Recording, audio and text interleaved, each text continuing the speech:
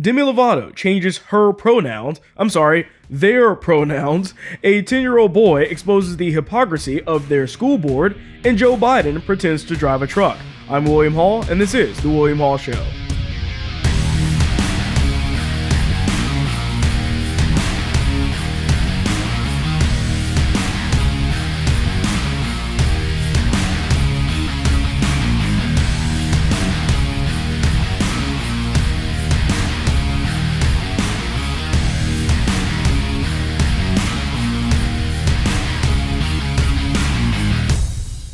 Alright, welcome back to the show. So, Demi Lovato, this is a person I've talked about before on the show, someone that has decided to be gender fluid and pansexual and just is attracted to anything, really, is what she was saying before. So she's now coming out and saying that she identifies as they or them. She's not multiple people, by the way. That's just the way that she's wanted to identify now. Of course, this is something that she announced on Tuesday. Like I said, saying that she was changing her pronouns to they, them, and identifying as non-binary. Of course, what she's basically saying here is that she doesn't identify as male or female, but as this somewhat in between, this thing, something else that doesn't conform to the things that she actually is, by the way. So what she's going on through with this entire situation is ridiculous. We know that, but let's go into what she's actually saying. I'm going to refer to her as she because that's what it is. So I'm not going to play into this little fantasy game, but let's go ahead and get into what she's saying. So she said in a statement that this new identification best represents the fluidity I feel in my gender expression and allows me to feel most authentic and true to the person I both know I am and am still discovering. So you already can kind of see the ridiculousness in what she's saying there, because how can you both know what you are and yet also be discovering still what you are? It really sounds like you don't know who you are at all. That's really what that is. So she posted on Twitter saying, "Today is the day. I'm so happy to share more of my life with you all. I am proud to let you know that I identify as non-binary and will officially be changing my pronouns to they, them moving forward. This has come after a lot of healing, self-reflective work. I'm still learning and coming into myself, and I don't blame or claim to be an expert or a spokesperson. Sharing this with you now opens another level of vulnerability for me," she continued. "I'm doing this for those out there that haven't been able to share who they truly are with their loved ones. Please keep living in your truths and know I am sending so much love your way." Now keep in mind, in case you didn't realize, she's saying your truth, not the truth, your truth. And the left-wing people always do this, but I wonder sometimes, do they really hear themselves? I mean, can you really pay attention to what you're saying there? You're literally saying it's a lie. That's what it is. I mean, if it was the truth, then why wouldn't they just say the truth? They're openly admitting that they're lying to themselves. That's what they're doing. Now, keep in mind that by pronouns by themselves, when you're talking about her wanting to identify as they, them, pronouns are, in essence, a selfish idea. And the reason why is because why would anybody need to tell you their pronouns if they didn't have the intention from the very beginning for you or for anyone else to call them by that pronoun? That's what this is about. It's affirm me, affirm the things that I believe about myself. That's what this is about. So by nature, it is automatically a self-centered affirmation that you're seeking from other people, because a pronoun wouldn't be for yourself. I mean, how much fun is a pronoun if other people don't really refer to you that way, in the way that you want them to do so? So she said in another statement, "I'm done living other people's truths. I'm here to tell you that I'm going to live mine no matter what you think of it because it feels right to me." That one statement is everything wrong with the society that we live in today. Because you have her and a bunch of other people out there that believe, oh, my feelings are the most important thing in my life. When in reality, anybody with common sense knows that anyone that lives their life based off of what they want to do all the time is a horrible person. Because they're criminals, they're people that are just tough to be around, they're people that you don't like, they're just not good people. Because we're not meant to be living out our feelings no matter what. By nature, there is a moral law. There's things that we know that we shouldn't do, even though we feel like we want to do them. But yet, they're saying the exact opposite of that. So once again, If you only cared about yourself, if you only cared about the things that you believed in for yourself, why do you need to make an announcement about it? Because it's about other people. What she's really saying is, I want other people to affirm me and what I believe in. So if you, for example, saw Demi Lovato in a concert and you're talking to somebody saying, hey, I just saw Demi Lovato, they were really good. Well, that person's probably going to look at you if they didn't know who Demi Lovato was and think that you were talking about a band or a group of people. When in reality, you're referring to a singular person, one person. Because the they that you're using there doesn't make any sense grammatically. That's not how the English language works. What she's really trying to say in all of this stuff really is, I'm more complex than you are. I'm so complicated, and there's so many things to me that I can't even use the regular words that we have lined out in the English language for hundreds of years. I can't use those to describe myself. So I need to use something else, and I'm so much more complex than you are and so much more important than you are that you cannot define me. It's a plea for attention. It's a plea for people to look at themselves, or to really just a self-centered way of looking at things, so that they can say that her identity transcends everything that we know to be the case today. To look special when you're nothing but. That's what this is about. So here's the thing. She's free to play word games all day long. I don't care. The fact is that anybody is free to do that because we live in a free country.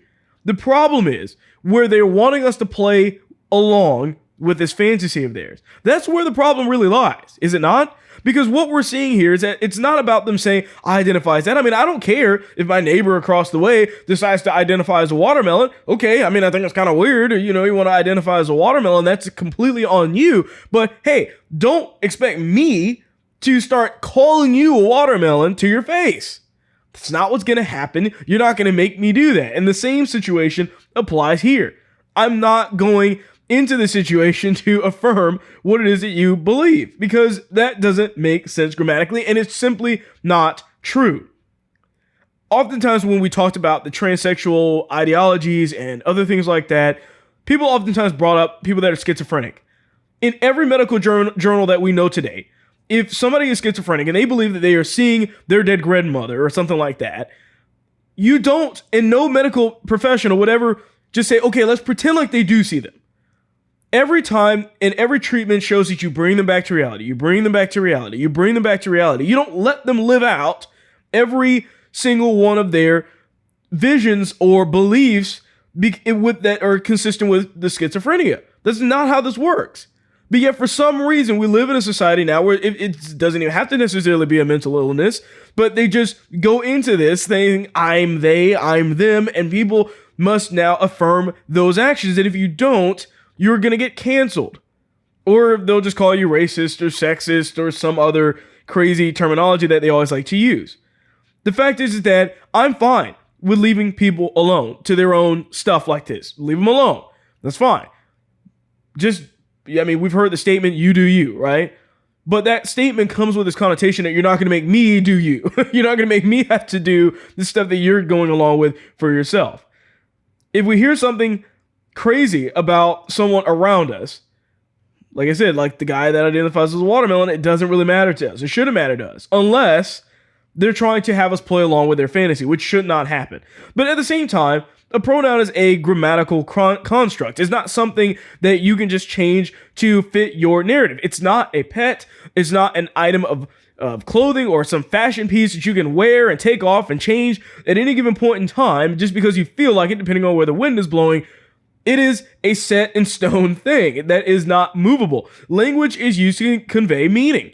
Every time when we speak to somebody, when we say something, there's a purpose behind the words that we use, and there's a reason why we use those words so that we can convey an accurate message as to what we're actually trying to convey to someone. You take away language, you take away the meaning in language, because all of a sudden, what words used to mean no longer mean those things. We don't get our own adjectives and all these other things that we get to add on top of what we are and who we are and what we do, because otherwise it would just make the English language absolutely useless. As for pronouns like they, let's take an example here for a second, and let's just assume that I'm making the statement, or you're making the statement saying, look, someone left their phone here. I hope they come and pick it up. Okay? Notice what I'm saying there. I'm using the word there. Now, we know that multiple people don't own that phone because the use of the pronoun they or their is oftentimes used for, first of all, multiple people, but also an unknown person, someone where we don't know if they are a he or a she. So we use they or their to represent that. Now, what wouldn't make sense if you made the statement saying, look, I found William's phone over there. And then you say, I hope they come and pick it up. That wouldn't make sense, right? Or you wouldn't say, look, William left their phone. Why wouldn't you say that? Because you know that I am, first of all, a singular person. You know that I'm a male. You know who I am. So you don't need to use they or their to represent what I am, or who I am. And that's why it doesn't make sense to do this type of stuff. It just confuses everything. To bend everything to their own will and their own devices for any given point in time, and it doesn't work. You fail to convey proper meaning when you take away those things. The fact is that language matters. The thing also is that we cannot have a society without language. And the fact is that truth matters. And we can also not have a society without truth. Those things have to exist. So when we see an attack on our language and we see an attack on truth, the only inevitable outcome of that is we see that they are attacking our society, and it shouldn't be tolerated no matter what. The January 6th Commission. A lot of people have heard about this so far, but they were actually going to be holding a vote in the House to determine whether they should create this commission, which is really kind of an overstep if you think about it. Because if you don't know, what happened on January 6th was essentially just the protest with the conservatives that were marching on the Capitol. No one died except for one lady that was actually one of the protesters that got shot by one of the Capitol Police, by the way. So, the news doesn't want to focus on that at all, but you had the House hold this vote of whether to start this commission, which is ridiculous and redundant because I believe the Department of Justice and a few other places were already doing investigations on these things. So it didn't make sense at all for them to change that and all of a sudden try to add on or stack on this stuff in addition to it. But you actually had Liz Cheney being one of 34 other Republicans that actually voted in favor of this commission. Now, of course, the natural line of thinking is, listen, all of these people need to be primaried out, which is correct. All of them should be primaried. We need to find new people to replace them that aren't being ridiculous about things. But enough of the talk. I hear this all the time. People say this all the time, and you can say it till the cows come home. But at the end of the day, if we want people to actually change something, if we want something to actually change with who's in these seats, we need to actually have people that legitimately primary them. Not just say it and talk about it, but we need people to actually primary them. So surprisingly, Mitch McConnell actually disagreed and actually opposed the commission, and he said that it was slanted and an unbalanced proposal. But ultimately, it's just a Republican witch hunt. That's all it really is. There was even some lawmakers that were floating the idea of having Trump testify about his role in all of it. I mean, what are you really going to pull out of him at this point, guys? It's over. It's over. It's been months since it's passed. Let it go. I think this is really just another excuse for them to keep Trump in the media, to keep talking about Trump, to keep reveling in those things, because they don't have anything else to go off of right now. They really don't. And they're going to focus on it as much and as hard as they possibly can. So in a bit of a different story here, the American Medical Association, or the AMA, has now released a plan to embed social and racial justice into the medical profession. Now, this is something that has been, I think, a long time coming. I'm not surprised to see them actually doing this or talking about this, but it's not a good idea, and we'll kind of go through exactly why that's the case. So first of all, the AMA is the nation's largest professional association of physicians, and this was publishing its organizational strategic plan to embed racial justice and advance health equity last week. This is an 86-page document that outlines a 3-year plan to implement anti-racist initiatives, including pushing critical race theory, specifically in the medical community. Once again, not a good idea. So one of the plan's specific goals is to expand medical school and physician education to include equity, anti-racism, structural competency, public health and social sciences, critical race theory, and historical bias of disease. The plan pushes mandatory anti-racism and equity explicit training on all medical trainees and staff. And so one of the declarations that they put in here that I think was the one that kind of stood out to me is where it said, "We acknowledge that we are all living off the taken ancestral lands of indigenous people for thousands of years. That's literally a declaration. Now, if you're probably thinking what I'm thinking. What in the world does that have to do with medications? Right? I mean, seriously, what does that have to do with medicine? Isn't that what these guys are supposed to be focusing on? Yet, for some reason, they're trying to inject that into it for, I don't even know what the reasoning is. Who cares about borrowed land? Aren't you supposed to be treating diseases? Isn't that what this is about? I mean, so it goes on and it says, they're trying to also implement this affirmative action type of deal in this as well. So medical schools have adopted dramatic affirmative action policies in order to matriculate a critical mass of black applicants who tend to score lower on the medical college admissions test or the MCAT than their white or Asian counterparts. Once again, what you're doing is you're lowering the standards of the testing scores in a industry where people are saving people's lives. I mean, this is dangerous at this point. I mean, you want to put for affirmative action in to a college for a liberal arts degree. I mean, I don't agree with it, but you know what? Go whatever. When you start injecting this into the medical field and the profession, there's a problem because now all of a sudden you have underqualified people getting into schools, graduating from schools that they have no business graduating from or being at in the first place. So between 2015 and 2016, an MCAT score of 24 to 26 and a GPA of 3.20 to 3.39 was only good enough to gain admission to medical school for 8% of white students, which is probably the actual correct percentage, what it should be. But more than 56% of black people with those scores got in. This is not good, guys. Like, this is going to backfire tremendously. 70% of the time, administrators said a white person with an MCAT score of 27 and 29 and a GPA of 3.40 to 3.59 would not make a suitable doctor. But more than 80% of black people with those exact scores were admitted. Whoa, that's not good either. I mean, come on. Notice how this is not equality of opportunity. This is the equality of outcome. That's what this is about. I talked about this in the last show. But you have these people that are doing this, and the problem is that when it comes down to the health of people, when you have doctors and you're wondering, was this guy a diversity hire? I don't know. Maybe I'll take my chances elsewhere with the white doctor, not because I'm racist, but because I don't want to be in a situation where somebody's operating on me that got one of these low scores and affirmative action put him in their position. To me, the mere thinking of the percentage of people that are passing a test or failing a test and what race they are is automatically on its face kind of racist if you think about it, because it doesn't matter. You have an objective score to get on these tests, so you need to get those scores, and if you don't get them, you don't get in. The opportunity is presented the same way for everybody. Whether you're black, white, Asian, Hispanic, it doesn't matter. Everybody has the same exact objective to get to at the school. And if you are changing that depending on the race, all you're doing is putting in less qualified people into the job just so that you can say it's all perfectly even. The equality of outcome. The problem is that it's not going to be an equality of outcome when those doctors go on to make ridiculous mistakes in the medical field and get covered for it because they're black. No one's going to care because they're black.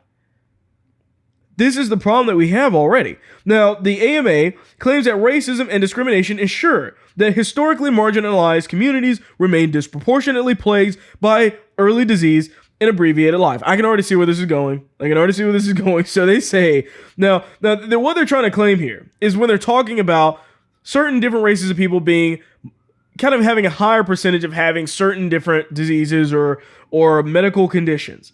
So one of the more famous ones here is where they talk about this thing from the CDC, and it's saying that Hispanics have a life expectancy of about 3 years longer than whites. Now that is something that the CDC has on their site talking about it. They don't want to pay attention to this, by the way, because what they're going to be focused on is that they're mad that, for example, black people have a higher tendency to have high blood pressure and diabetes.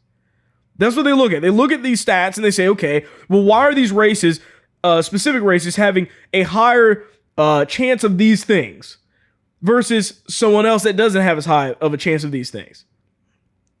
But the problem is that medically, so for example, my wife is a soon-to-be nurse. She should be a nurse very soon, and hopefully by the end of the year.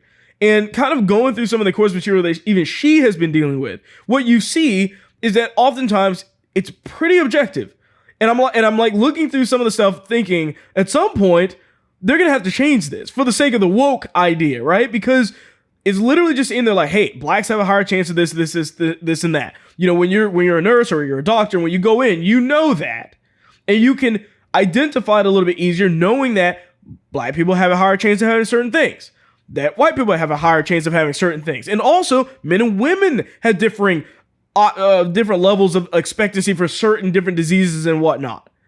It's never equal. And medically, biologically, we have tendencies amongst our own races, amongst women, amongst men, that are completely out of our control, but yet they're trying to somehow change that to somehow to fit their narrative. The problem is that they're not going to do it. What we're probably going to see is, say for example, of high blood pressure, where what they're going to do is say, you know what? High blood pressure was normally this number, but what we're going to do is, you know, because black people on average tend to be up here and we say they have a higher blood pressure on average, let's just make that new higher blood pressure for black people normal. So that when they go into the doctor, we don't tell them that they have high blood pressure, and as a result, they wind up dying early because they never did anything about it. Who is that hurting? Who is it hurting? Seriously. It's hurting black people.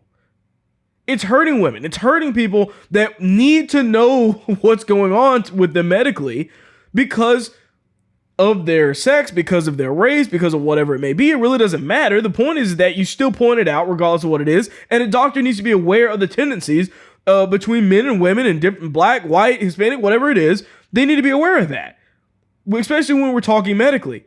You can't start messing with things medically in that sense, because what you do is that you are only hurting the lives of these people. You're lying to them. You're trying to offset these situations. So basically, to kind of recap, what you have is this new system, this new woke medication type thing that's going into play here, where not only are they trying to push doctors into the profession or push people into the medical profession that just have no business being there, but they're also trying to keep those doctors from being, and hamstringing them, keeping them from being able to really tell you a problem that you might have because you're a certain minority, and they don't want it to seem like they're racist by telling you that. That's where we're at.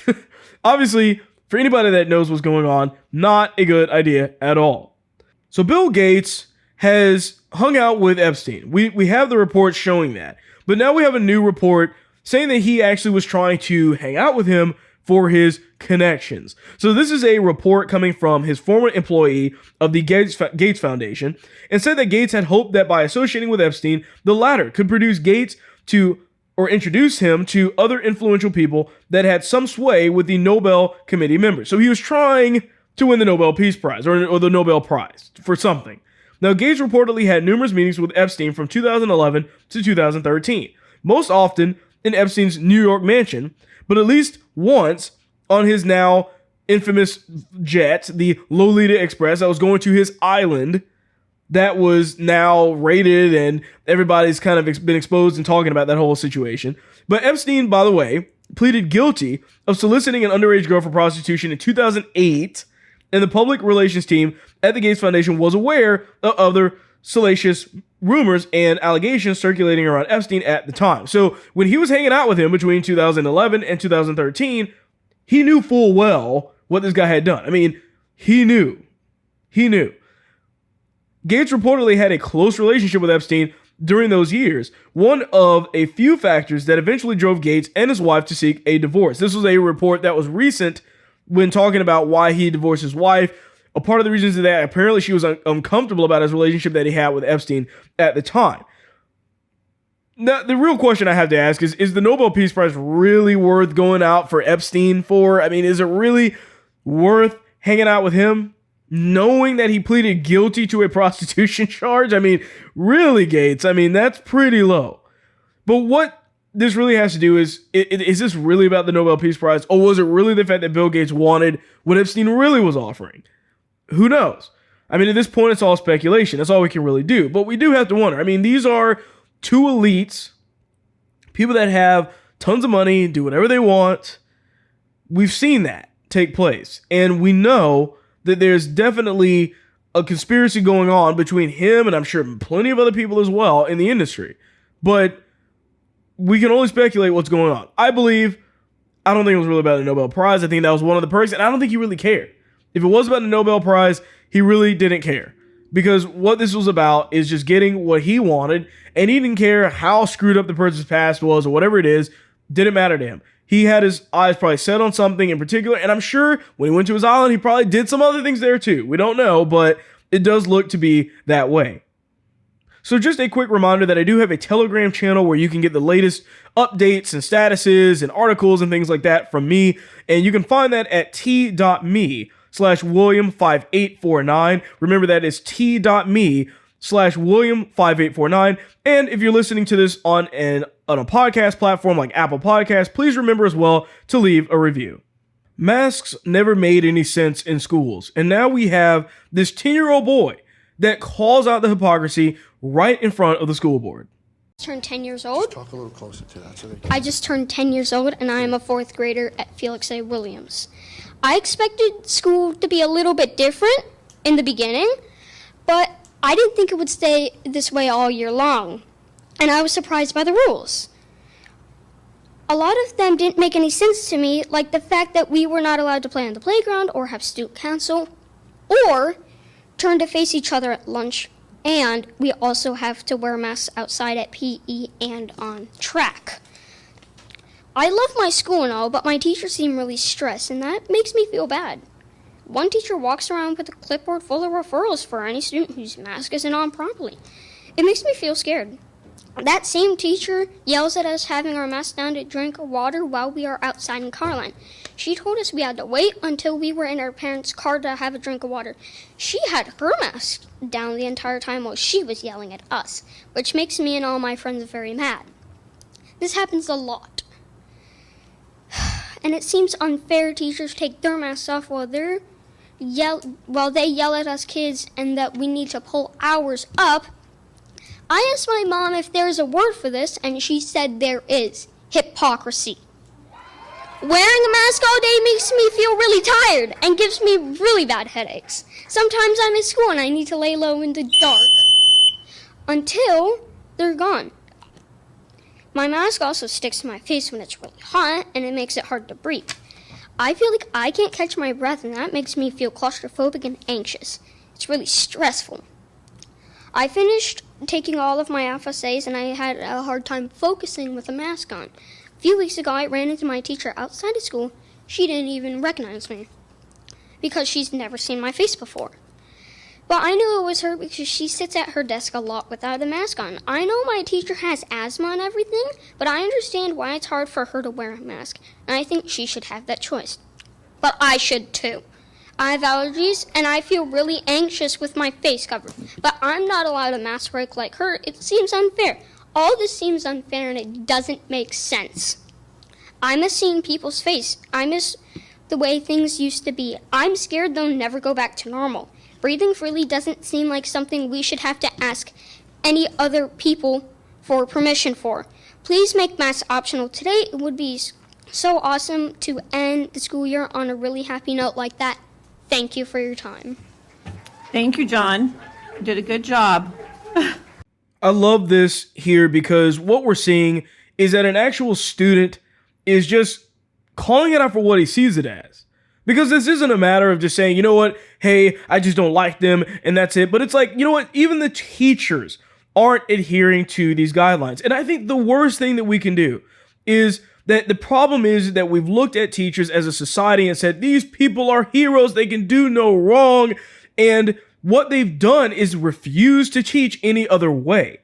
Because now they've hamstringed the educational system and they've said, do you not care about our lives as teachers and everything else? And as a result, because we've said that they can do no wrong, it's resulted in these things like this. The schools and the teachers' unions caving to what the teachers want. They don't care about the students or anything else. The teachers are the most important aspect in the school system right now in the way that the mandates are treated. And the thing we've been saying from the very beginning is, look, if it's done for the teachers and even the teachers aren't following that, whether they are vaccinated or not, Why in the world is it that the students aren't? Because the students are no risk to COVID-19. They really aren't.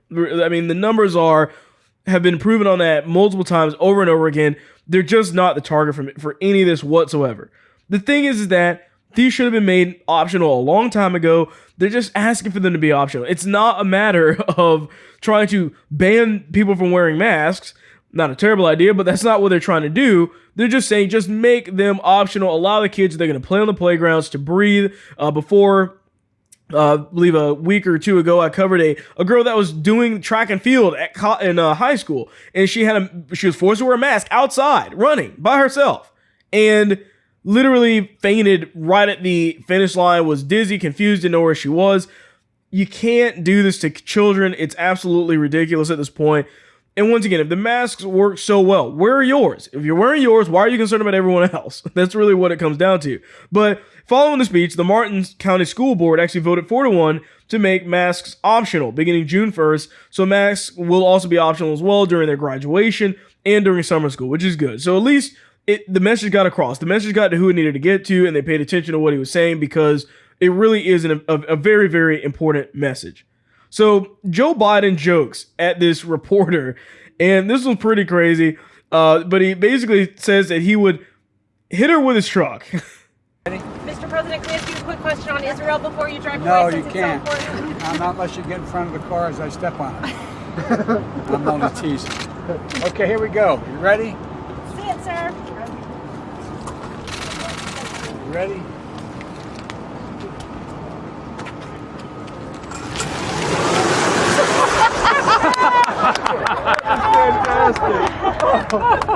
So by the way, this was I guess they were showcasing this new electric Ford F-150, and this reporter had asked him talking about Israel, and that's his response. Now, the first thing we can imagine is, what if Trump made that statement? I mean, we'd be hearing that for weeks.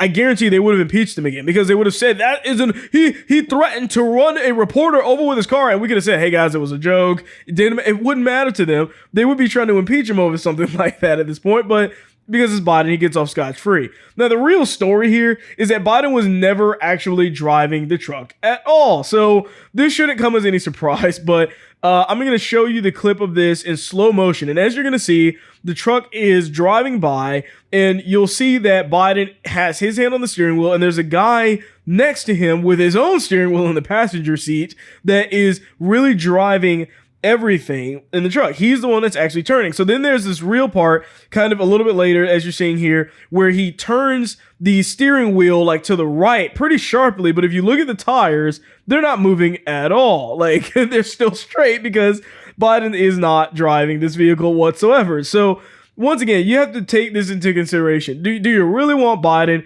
driving a car and gunning it off in the distance, seeming so cool? The thing was that he was faking it. He was literally saying, yeah, you want to see me do this here? I think it does like 0 to 60 or 0 to 80 in 4-something seconds, and pretends as if he's actually doing it when he's not doing it at all. So just another fake kind of fake out going on there. Because trust me, nobody in their right mind will put Biden probably behind the wheel of any car, let alone an electric vehicle that is up for testing. So you have Dr. Fauci that's been coming out there now, and he's flip-flopping again. He's done nothing but flip-flop for the past year, and this is no exception, of course. And he's now admitting that wearing the masks while being vaccinated was nothing but political theater, which shouldn't come as any surprise, because I think we know that. I've been calling that out for months now. But on Good Morning America, he said, before the CDC made the recommendation change, I didn't want to look like I was giving mixed signals. But being a fully vaccinated person, the chances of my getting infected in an indoor setting is extremely low. So this is very important, because what you have is a situation where people were getting the vaccine, okay? And the people that were getting the vaccine, including Joe Biden that got it, Fauci got it, a bunch of other people received the vaccine, they were still wearing the masks everywhere. Outside, inside, you name it, they were still wearing it. And we were like, guys, what's the point of the vaccine if you're just going to keep wearing the mask anyways? I mean, once again, it's not about what makes sense. It's always been about political theater. That's what this was. He didn't want people to say, whoa, he's going back on this thing. Listen, why are you succumbing to what the CDC says? Who cares what the CDC says? You shouldn't be waiting on this benign organization to give you permission to live your life the way that you generally see fit. That's not what this is about. You have your rights, you do what you need to do. So he said Americans didn't need to wear a mask to prevent the spread of COVID-19 last year. Then he said to wear a mask. Then he said wear 2 masks, and he's now insisting that everybody should wear a mask everywhere, even outdoors, and even if they are vaccinated. And now, of course, he's flipping on that again. So if you remember, in the early part of 2020, he said, when you're in the middle of an outbreak, wearing a mask might make people feel a little bit better, and it might even drop a droplet, but it's not providing the perfect protection that people think that it is. That's what he said at the time. And once again, there's still no science supporting wearing a cloth mask that you have not washed in weeks or months or since this pandemic started, that you lay on dirty surfaces that have not been sanitized, and when you're touching it with your hands, often on things all day or beneath your nose. There's no science behind that, but yet and still, if you walk into any place right now that is requiring a mask and wear it below your nose, nobody will say a word to you. How is that okay? I mean, that's not how this should work, but yet for some reason it happens all the time. I was at the dealership getting my car serviced. They have this big sign out on the outside of the door saying, you must wear a mask to enter in this place. So I put on the little mask begrudgingly just to get in, get out, whatever. And you go in there, the guy that's doing the actual servicing for the cars has the mask beneath his nose. I don't blame him, because it's hard to breathe like that for 8 hours a day. But here's the thing. Why is that okay, but yet you're forcing people to wear one in? I mean, do you think that your mouth is the main spreader? I mean, your nose is there, folks. Like, that's still a thing. It's just crazy to me when you see that happen and nobody says anything when it's being worn improperly, not being cleaned, an improper mask, a bandana. They don't care. It's just all about the looks of it is really all this is about.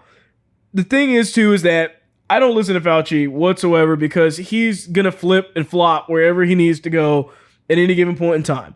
He's saying this now, but it'll change later.